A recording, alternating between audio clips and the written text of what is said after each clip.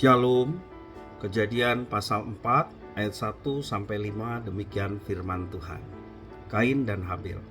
Kemudian manusia itu bersetubuh dengan Hawa istrinya dan mengandunglah perempuan itu, lalu melahirkan Kain. Maka kata perempuan itu, aku telah mendapat seorang anak laki-laki dengan pertolongan Tuhan.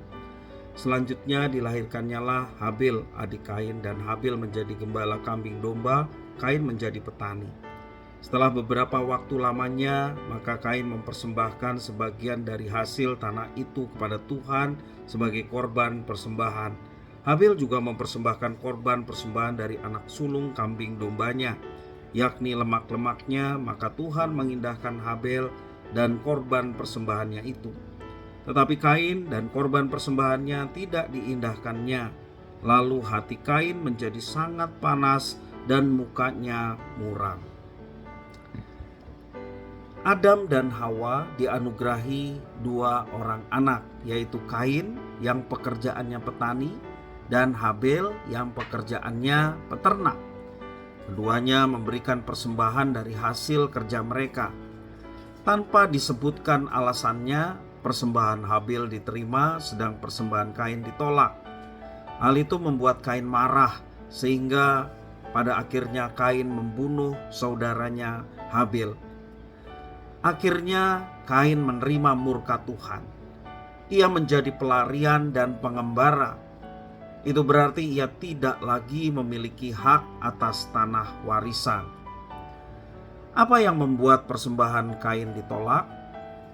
Banyak kemungkinan jawaban yang dipikirkan oleh pembaca Alkitab, termasuk kita sekalian. Dan sebenarnya Alkitab sendiri tidak memberikan jawaban yang terang.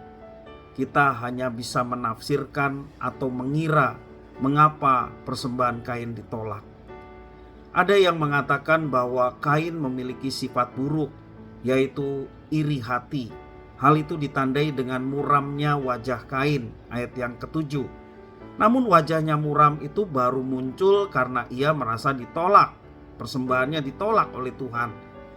Dalam catatan Alkitab tidak disebutkan sebelumnya soal karakter, baik karakter Kain maupun juga karakter Habil.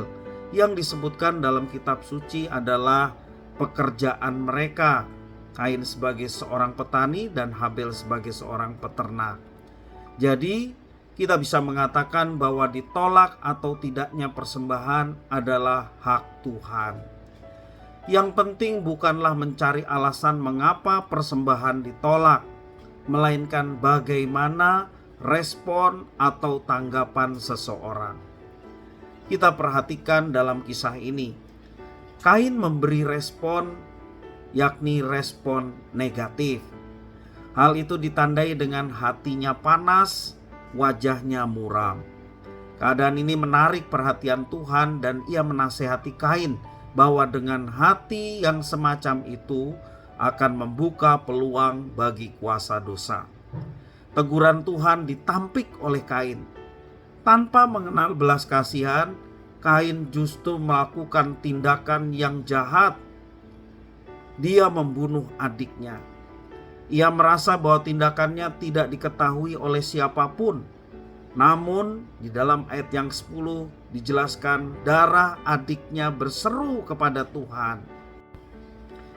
Menjadi perenungan bagi kita, hidup tidak selamanya sesuai dengan keinginan kita. Setidaknya ada dua tanggapan atas keadaan hidup. Yang pertama, tanggapan negatif seperti yang telah diperlihatkan oleh Kain. Dan yang kedua, tanggapan positif dengan melihat hidup ada dalam rencana Tuhan. Kalau kita mendapat teguran, tanggapilah semua itu dengan positif. Jika memang teguran itu sesuai dengan kesalahan yang kita perbuat, maka kita juga tindakan positifnya adalah memohon pengampunan atau memohon maaf. Namun jika teguran itu merupakan fitnah, kita tetap berjalan dalam kebenaran tanpa harus membuat reaksi negatif atau tindakan negatif. Biarlah Tuhan yang akan menyatakan kebenaran tak kala kita sudah melakukan yang tepat dalam kehidupan kita.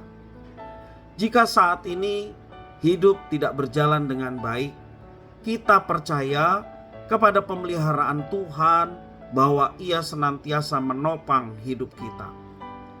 Mari kita tanggapi segala sesuatu dengan positif, maka semua ini akan dapat membuat hati kita menjadi gembira, bahagia, dan senantiasa boleh melaksanakan apa yang diperintahkan Tuhan dengan penuh sukacita. Tuhan Yesus memberkati.